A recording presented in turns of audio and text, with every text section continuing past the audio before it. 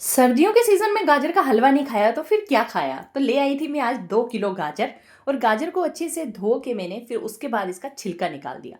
अब ये गाजर तो हमारी रेडी हो चुकी है, तो चलिए आज हम ना अपने मिक्सर ग्राइंडर से ही करते हैं गजरेले की पूरी जो तैयारी। तो यहाँ पे ये मेरे पास फूड प्रोसेसर है बजाज का। इसमें बहुत आराम से ना गाजर को आप कद्दूकस कर सकते हो। मतलब इतनी आराम से हो जाएगा कि आपको पता भी नहीं चलेगा। मतलब 2 किलो गाजर आप 2 मिनट में, ज़्यादा से ज़्यादा 5 मिनट में कर लोगे। तो बस यहाँ पे मैंने सारी गाजर को अच्छे से कद्दूकस कर लिया है, ग्राइंड कर लिया है यहाँ पे अपने बजाज के फूड प्रोसेसर से। तो यहाँ पे हमारी गाजर जो है ये रेडी हो चुकी है कढ़ाई में जाने के लिए। तो चलिए अभी इसको निकाल लेते हैं और यहाँ देखिए आप कितने अच्छे से हमारी गाजर जो है कद्दूकस हुई है।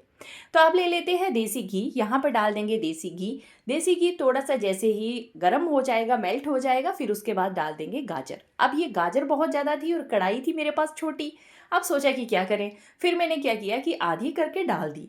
मुझे लगा कि ये एक बार नीचे बैठ जाएगी तो फिर बाकी की हम बाद में डाल देंगे। वैसे मैंने किया ऐसे ही, एक बार डाली, उसको अच्छे से चलाया और ढक्कन लगा के थोड़ी देर के लिए पकने दिया।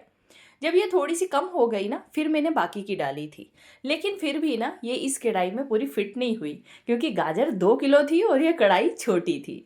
तो फिर मैंने क्या किया कि देखिए बाकी वाली गाजर भी इसी में डाल दी थी। तो फिलहाल तो ये सारी गाजर मैंने इसमें डाल दी थी। वैसे इसमें बन भी जाता, बट फिर भी मुझे लगा कि नहीं, इसको मुझे बड़ी कढ़ाई में डाल देना चाहिए, तो मैंने इसको ट्रांसफ़र कर दिया एक बड़ी कढ़ाई में।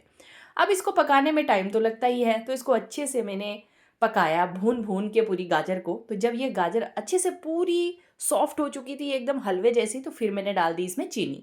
अब चीनी मैंने बहुत कम डाली है, 2 किलो गाजर में मैंने आधी कटोरी चीनी डाली होगी, क्योंकि मुझे मीठा कम पसंद है। तो आप चाहे तो यहाँ पे ज़्यादा डाल सकते हो। बस अब इसके बाद इसको अच्छे से मैंने पकाया, फिर से थोड़ी देर के लिए गाजर को अच्छे से भूना चीनी में, और उसके बाद आती है बारी खोए की।